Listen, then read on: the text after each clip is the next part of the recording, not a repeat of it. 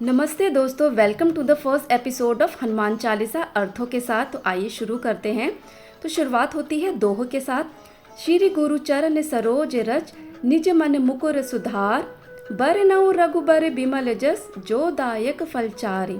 तो इसका अर्थ है, जैसे प्राचीन काल में एंशियंट टाइम पे दर्पण मिरर को साफ़ करने के लिए धूल या डस्ट का उपयोग किया जाता था। हम में से बहुत लोगों ने ये अपने गाँवों में पहले देखा होगा। मैंने भी देखा था कि उस समय मिरर्स को मिट्टी से साफ़ किया जाता था और बहुत ही क्लियर पिक्चर दिखती थी, तो जिससे लोग उसमें अपना चेहरा या अक्स साफ साफ देख पाते थे। तुलसीदास जी उसी बात को रिलेट करते हुए बोलते हैं, जो गुरु के चरण रूपी कमल है, गुरु मतलब ईश्वर के चरण रूपी कमल है, उनकी जो धूल है, उस धूल से मुझे अपने मन रूपी दर्पण को साफ़ करना है। मुझे अपने मन को साफ़ करना है।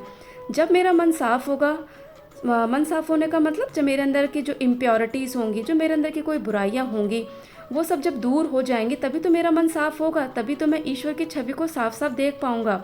ईश्वर के सौंदर्य, उनका गुणगान करने से पहले मेरा मन भी तो साफ़ होना चाहिए।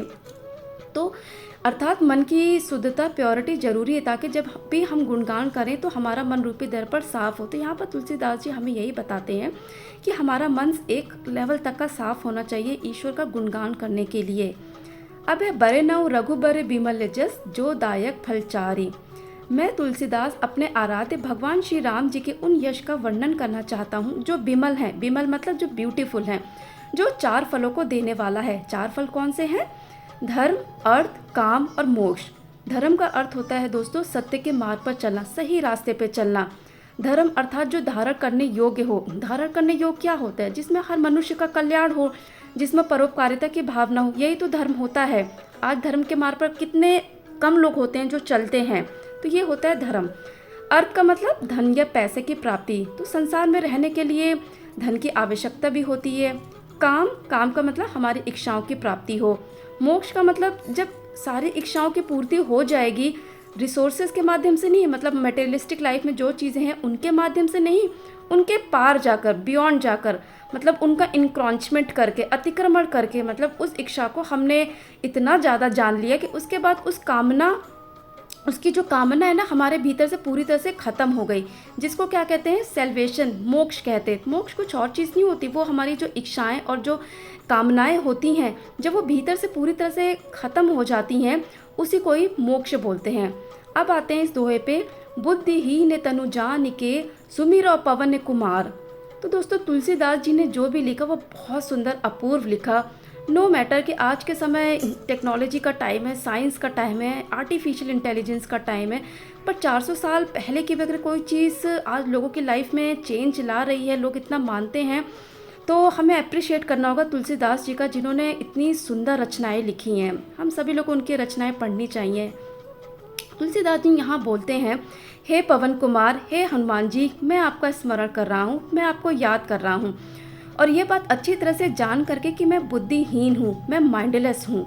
अब देखिए दोस्तों, तुलसीदास जैसी महान विभूति खुद को बुद्धिहीन कह रही, और हम लोग अपने आप को कितना बुद्धिमान समझते हैं, है ना? हम में से बहुत लोग अपने आप को बुद्धिमान समझते, नहीं मैं तो वाइस हूँ, मुझे तो सब कुछ आता है, मैं तो बहुत विवेकी हूँ। तो मतलब अच्छी बातें होना भी चाहिए, लेकिन यहाँ पे तुलसीदास जी जैसे जो इतने उच्च कोटि स्तर के कवि थे, संत थे, वो अपने आप को बुद्धिहीन बोलते हैं। और क्योंकि वो इसलिए बोलते हैं, उनको राम जी के चरित्र का वर्णन करना है, उनका गुणगान करने के लिए ये साधारण बुद्धि काम नहीं आती। क्योंकि राम जो है, जैसा उपनिषद बताते, वो ब्रह्म है, सुप्रीम कॉन्शियसनेस है। इस बुद्धि से अगर हम श्री राम जी के चरित्र को समझने निकलेंगे तो कुछ समझ नहीं पाएंगे। क्योंकि जो बुद्धि से पार है, बुद्धि से पार यही तो है दोस्तों, ब्रह्म है ना, सुप्रीम कॉन्शियसनेस, जिसकी जो ऋषि लोग थे वो लोग खोज किया करते थे। तो वो हमारी लोगों की बुद्धि, जो हमारी लिमिटेड इंद्रियां हैं, उनसे पार है वो चीज़। तो उसके लिए बुद्धि से पार जाना होगा। इसलिए तुलसीदास जी कहते हैं, मैं बुद्धिहीन हूँ। अब आती है ये दोहा, बल बुद्धि विद्या देह मोहि, हरहु कलेश विकार।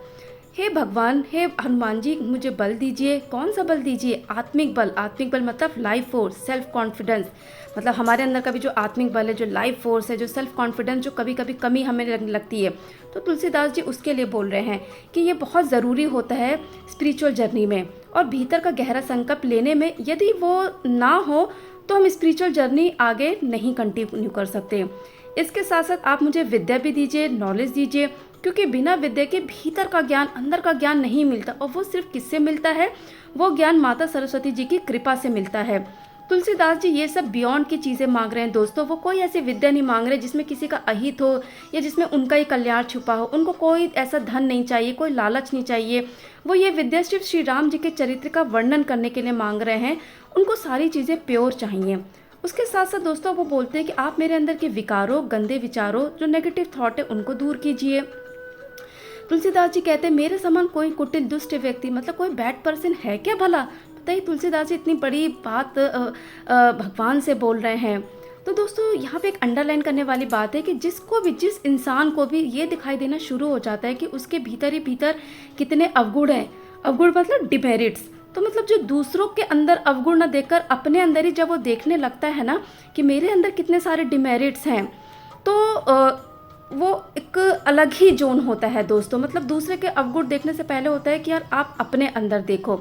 तो उसके साथ साथ वो ये बोलते हैं कि जो भी मेरे अंदर चीज़ें हैं, मतलब जब हमने अपने अंदर देख ली कि मेरे अंदर ये गुण अवगुण हैं, तो भगवान से प्रार्थना करते हैं, हनुमान जी से प्रार्थना करते हैं कि मेरे अंदर के इन अवगुणों को, मेरे अंदर के जो क्लेश है, क्लेश मतलब डिस्ट्रेस, इसको ख़त्म कीजिए। क्योंकि दोस्तों सारा मन जो होता है, मन में क्लेश जो होता है वो कहाँ होता है? मन में ही तो होता है। हम लोग सबसे ज़्यादा परेशान किससे होते हैं? मन से तो होते हैं, जहाँ पे सारे थॉट्स का एक कलेक्शन होता है। तो वो कहते हैं कि अर्थात आप मेरे मन को मजबूत स्थिति में लाइए ताकि मैं किसी क्लेश से प्रभावित ना हूँ। मेरे सभी दोष अवगुण को दूर कीजिए। जब मैं इन सबसे मुक्त हो जाऊँगा तभी तो मैं श्री राम जी का चरित्र लिखने में सक्षम हो पाऊँगा। अर्थात जो यहाँ मैंने ज्यूम किया कि रामचरित मानस लिखने से पहले वो इस तरह की प्रार्थना करते हैं। तो तुलसीदास जी इन दोहों में गहरी विनती करते हैं हनुमान जी से, क्योंकि जब हनुमान जी की कृपा प्राप्त होगी दोस्तों तभी तो श्री राम जी की कृपा मिल जाएगी, तभी तो वो भगवान राम जी से मिलना संभव हो पाएगा। तो ये थे आज दोहों के अर्थ थे। कल से मैं चौपाइयाँ शुरू करूँगी। आशा करती हूँ कि दोस्तों आपको ये दोहे समझ में आए होंगे। आप उनका चिंतन कर सकते हैं। कोई कमेंट फीडबैक हो तो आप वो भी कर सकते हैं। तो दोस्तों कल हम बढ़ेंगे नेक्स्ट एपिसोड के साथ। तब तक के लिए दोस्तों थैंक यू फॉर वॉचिंग। जय श्री राम, जय हनुमान, जय बाबा तुलसीदास जी की।